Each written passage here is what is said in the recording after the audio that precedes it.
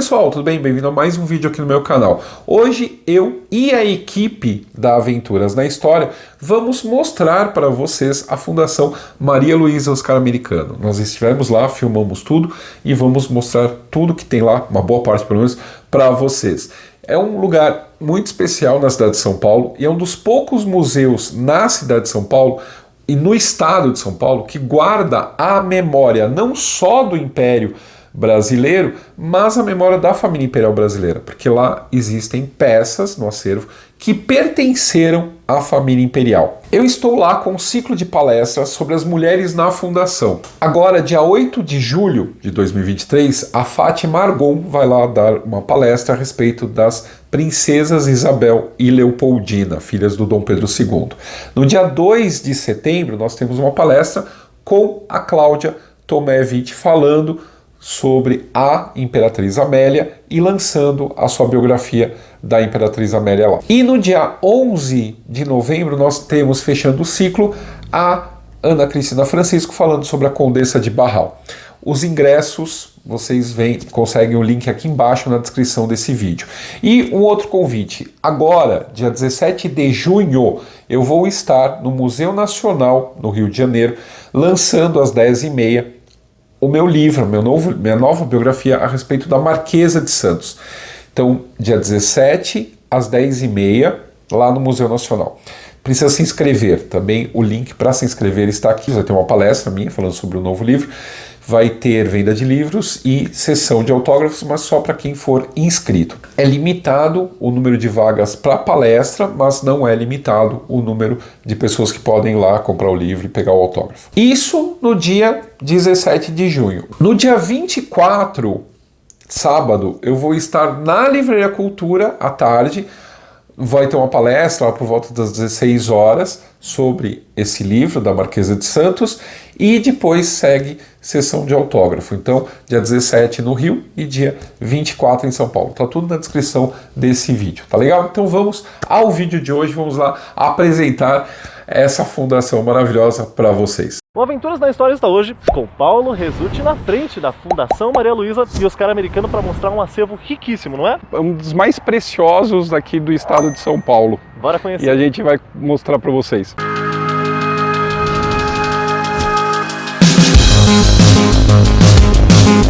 Logo na entradinha, a gente vê a data em que se foi fundado e a gente tem que entender melhor o que levou à criação desse local, que é muito bonito, envelheceu muito bem, eu estava comentando isso com o Paulo. E quem foi o Oscar Americano?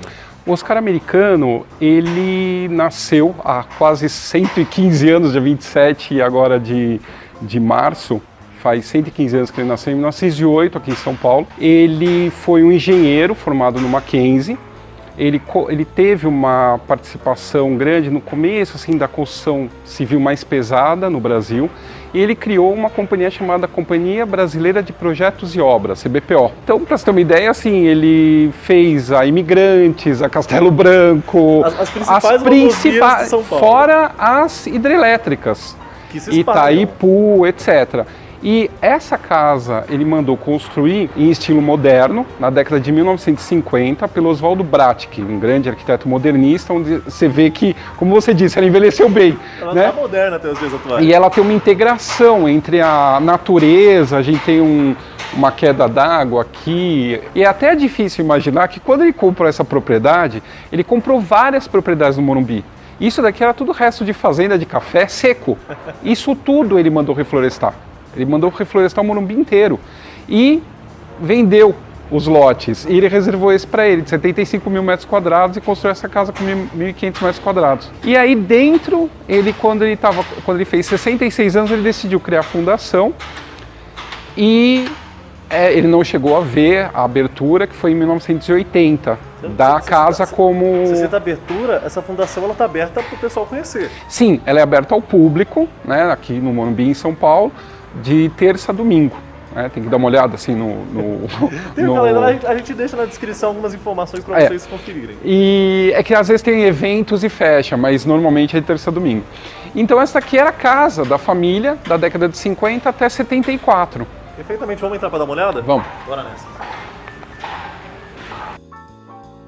E aqui a gente tem os donos da casa, o Oscar Americano e a esposa dele, Maria Luísa. Certo.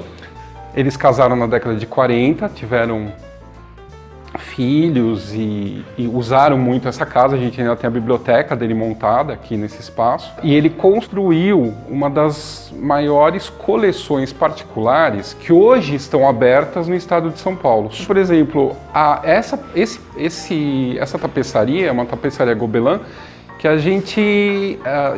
o tema dela é Novas Índias. Isso aqui é feito em cima de um desenho do Albert Ecaute. Tanto o Ecaute quanto o Frans Post vêm na missão holandesa com o Maurício de Nassau. Então é uma das primeiras representações que os holandeses fizeram no Brasil. Então essa tapeçaria é do século XVII, holandês, mas feito no Brasil. Feito a partir do que eles imaginavam que era o Brasil. Então já tem algumas... Então é antiguíssimo. Sim, isso daqui é século XVIII. Para você ter uma ideia, isso aqui foi uma das últimas peças. A gente tem essa e tem o outro que faz par com esse, outro Gobelin. Esse é Novas Índias, o outro é Animais Fantásticos. E essas duas tapeçarias foram as últimas compras dele na década de 70, que pertenceram ao Lord Byron, na Inglaterra. Então, assim, não é só a tapeçaria que evoca o Brasil, mas também ela tem um pedigree. Histórico. Né? Ela tem um histórico. Isso é muito legal. Atrás, aqui, a gente tem uma Nossa Senhora do Carmo, que é brasileira, feita no Brasil e tal, e ela veio da antiga Fazenda do Carmo, que também pertenceu a ele, que hoje é o Parque do Carmo, que ele também doou à cidade de São Paulo. Tudo tá interligado. Tá tudo interligado. Muito legal. E a gente tem uma sala aqui imensa, que dá para notar que já tem muita riqueza só de ver. Quando a gente nota que tem as placas de não sentar, não pegar e corda, a gente sabe que tem uma riqueza aí dentro. Tem. Como tem os Animais Fantásticos, também baseado num desenho do Ecaute. Aqui a gente tem basicamente imobiliário, Dom José I, Dona Maria I, Dom João V, a maior parte é jacarandá, e é interessante a gente ver que isso aqui muitas dessas peças já foram produzidas no Brasil, e isso graças à riqueza do ouro, que vem no século XVII, e a gente tem também a quantidade de artesãos que vem de Portugal para cá. Porque quando tem em Portugal, você vai ter o terremoto de Lisboa. Esse terremoto ele vai destruir a cidade de Lisboa. Então todo o sistema para você chegar a ser um mestre no seu ofício, isso cai. Porque é preciso ter formação rápida de profissionais. Então reconstrói-se Lisboa, só que fica com uma mão de obra gigantesca. E aí o Brasil acaba absorvendo essa mão de obra especializada. Porque aqui já tem o ouro, e com material de primeira, principalmente jacarandá. Aqui eu vou mostrar uma outra sala, mas, por exemplo, lá embaixo do oratório, você tem uma peça de jacarandá, provavelmente aquilo ficava numa sacristia, ou era para guardar, geralmente, alfaias litúrgicas, ou até mesmo dentro de casa para guardar roupa. Por que o jacarandá? Porque é uma madeira nobre brasileira, mas ela não dá fungo, não dá cupim, não dá nada. Então é um lugar... A conservação fica bala. Perfeita. Agora, um dos tesouros que tem a fundação, a gente já vê aqui, logo no começo antes da gente entrar na sala. A fundação é uma das poucas no Brasil que tem a maior quantidade, o maior número de pinturas feitas pelo Frans Post, que foi um pintor que veio com o Maurício de Nassau, da Holanda para cá, né? A gente está falando de invasão holandesa, 1600 e pouco, vai fazer 400 anos, o início das invasões no ano que vem. Então o Frans Post vem para cá e ele vai retratar o Brasil. Então existem alguns outros museus no Brasil e fora que tem uma quantidade maior de Frans Post, mas a Fundação é o único lugar que tem Frans Post pintado representando o Brasil. Que legal. Então tem outros, tem vários... Então a pessoa que vem conhecer, além de conhecer toda a mobília, pega uma exposição única. Sim, porque a ideia do Oscar Americano era mostrar a iconografia e a história do Brasil desde quando ela começa a surgir. Então uma das primeiras representações de como era o Brasil vem com os holandeses, com o Ecaute, nessas tapeçarias, com as pinturas do Frans Post, que bacana, mostrando Olinda. Né, dele. Sim. Antigo de ainda reviver essa memória. É que ele está num momento propício para isso. Porque o que aconteceu na década de 40? A mesma coisa da criação do MASP em São Paulo. Você tem a Segunda Guerra Mundial e as pessoas que têm posses na Europa estão vendendo. Então você tem uma grande venda, ele consegue recuperar muita coisa para o Brasil nessa, como o MASP também, então o Oscar americano também recupera muitas coisas que representam o Brasil e traz de volta para a nação. Aqui continua o Franz Post, então isso aqui é uma sala de jantar, e então a gente continua aí, tá? Aqui a gente tem vários Franz Posts na parede, a gente tem engenho, tem vista de Olinda, Recife, e tudo vários pontos aonde os holandeses estiveram no nordeste do Brasil. Peças de mobiliário também, colonial. Tudo catalogado, não apenas tudo na catalogado. entrada, mas a gente tem as plaquinhas aqui que explicam tanto a origem, exato, quanto quando foi criado. E aqui a gente tem uma mistura de porcelanas, então a gente tem, por exemplo, essas porcelanas aqui, esses post-its são Delft, que é a primeira tentativa da Europa fazer porcelana igual os chineses. Então a gente tem o que vinha da China, inclusive coisas que pertenceram ao Dom João VI.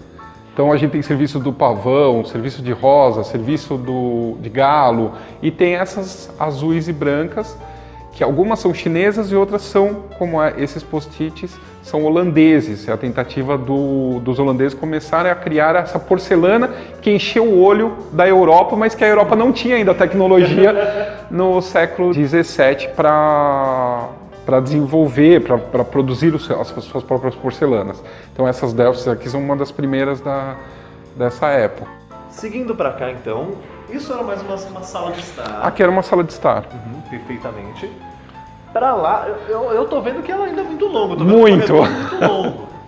Ou seja, era uma casa de alto padrão. Sim. Isso a gente não pode negar. Até para os dias atuais, ela impressiona tanto pelo espaço de fora quanto de dentro. Agora, pela riqueza das obras, tamanhas, tantas, me impressiona porque isso deve ter sido caro na época, hoje deve valer ainda mais, mas me chama a atenção o quanto esforço que é pegar tanta coisa de tanto lugar diferente. Sim, isso é uma das maravilhas do colecionador, porque daí ele tem o olho, no caso ele tinha o dinheiro, e aí ele conseguiu mostrar um pouco de todo esse Brasil, né? Então a gente vem de um Brasil do século XVII, né, de 400 anos atrás com o Franz Post e os outros, e chega já no modernismo. Então você tem Guignard, a gente tem Segal, Campos do Jordão, imagina. Sim. Campos do Jordão, assim, Portinari, os Meninos e o Peão, Cândido Portinari, também a gente tem 3 Portinares aqui, tem Clóvis Graziano, tem o Brecheret, tem uma riqueza aqui de... Nomes tremendos, né? Então é assim, para quem quer conhecer um pouco do Brasil, só aqui você tem uma aula. Muito legal. Aqui a gente tem a parte de porcelanas. Certo. Aqui é um hall com as exposições e muito bem completas. A gente vê que sim, tem muita coisa completa, tem bastante coisa completa.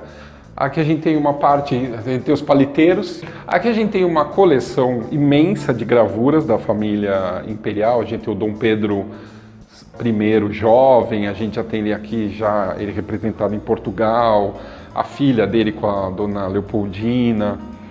Aqui já é Dom Pedro II, a gente tem a Teresa Cristina aqui, um busto lindo dela.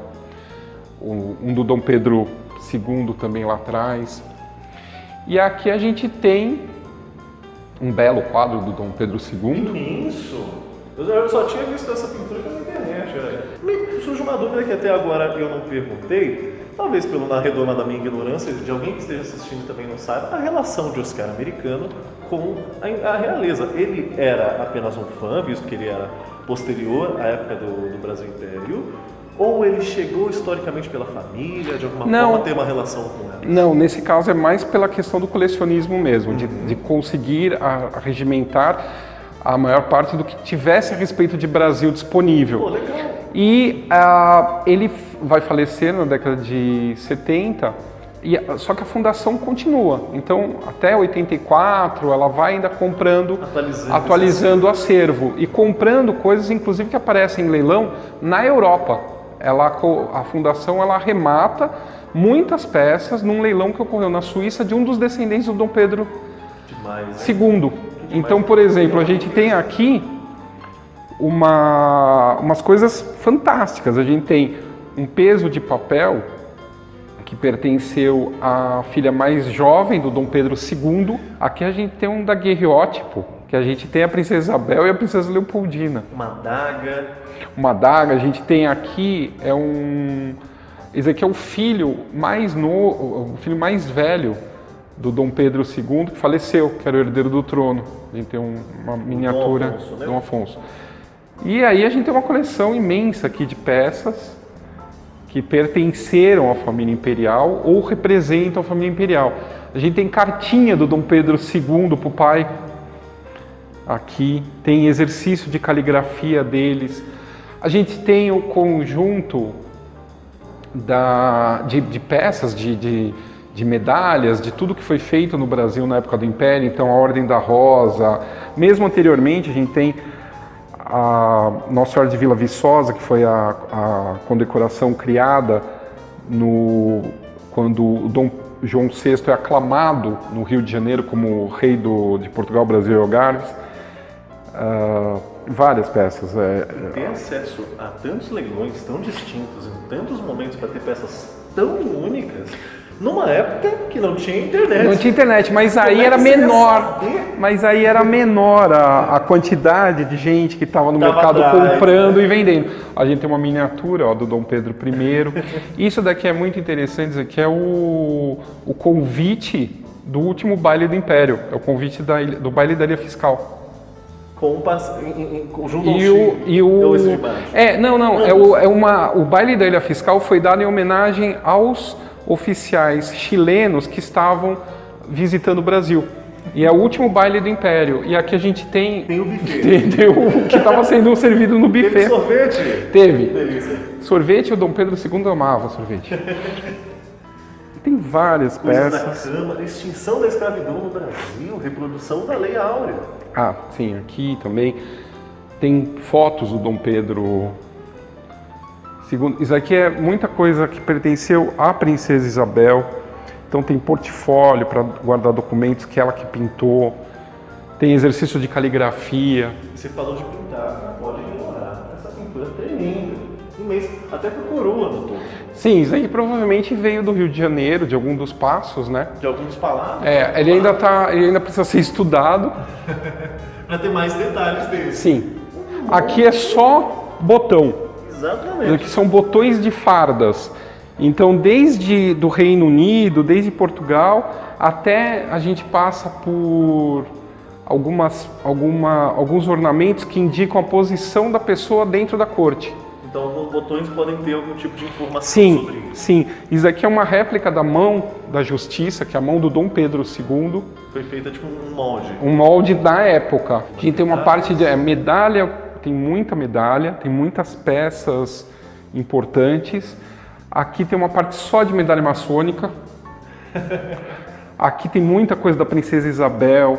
Isso daqui foi dado a ela, esse malhete e a espátula, foi dado a ela na inauguração das docas Dom Pedro II, lá no Rio de Janeiro, que é um projeto do André Rebouças. Isso aqui que eu falei, essas insígnias, elas são, essas daqui, é o dragão dos Bragança, né? É a serpe dos Braganças. E cada uma tem um significado. Então, quem usava isso, às vezes, essas daqui eram no peito, esse daqui era de outra forma. Elas não abriam nada, na verdade, mas mostrava que a pessoa tinha acesso aos aposentos dos imperadores. É uma chave mais simbólica. Exatamente. Que legal, cara. E aqui a gente tem também alguns relógios de bolso, tem uma medalhinha de ouro com o Dom Pedro. Mais emblemas militares. E mais emblemas militares. Cabo de espada, tem um monte de coisa. Isso aqui são espelhos de maçanetas do Paço de São Cristóvão. Sim, tem até um comando de chave. Agora que eu notei. Caramba. Aqui, ó, as maçanetas, que eram um conjunto, né? Os puxadores, Os puxadores das portas. Então a gente vê os brasões. Esse daqui é de cristal, né? Com a pintura por baixo. Esse daqui já é de metal. Poxa, que legal, um selo tão rico e até pouco conhecido. Sim, ele não é muito, assim... Não tem um buzz tão grande quanto outros que a gente... É porque tá num lugar mais sossegado, né? Tá meio... tá mais afastado do centro. Fez parte dos planos do Oscar ficar se rodando. Eu acho que sim. Era um lugar mais sossegado, né? e aqui a gente tem umas coisas importantes. Vocês viram aí, até certo trecho da exposição, tem muito mais. Tem a exposição dos leques. É verdade, a gente vai falar sobre elas, mas antes a gente convida você a conhecer aqui e vir conhecer especificamente as dos leques, que pra mim é de uma riqueza tremenda. Sim, os leques são muito legais. E também tem o ciclo de palestras que vai acontecer esse ano, com curadoria minha, com 4 grandes palestrantes, a Mary Del Priore, a professora Mary Del Priore, falando sobre a Tarsila do Amaral.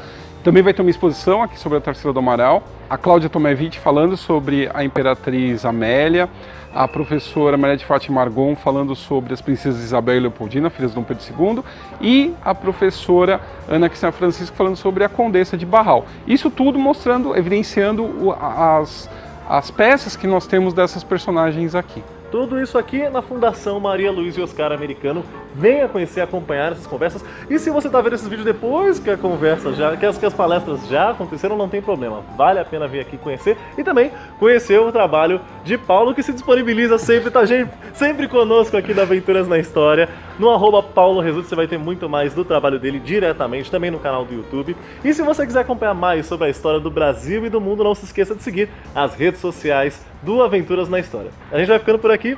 Muito obrigado pela atenção. Obrigado. Oi pessoal, e aí, gostaram da Fundação? Não esqueçam de deixar o seu like, seu dislike aí embaixo se vocês não gostaram e seu comentário, tá bom? Um abraço, até o próximo vídeo.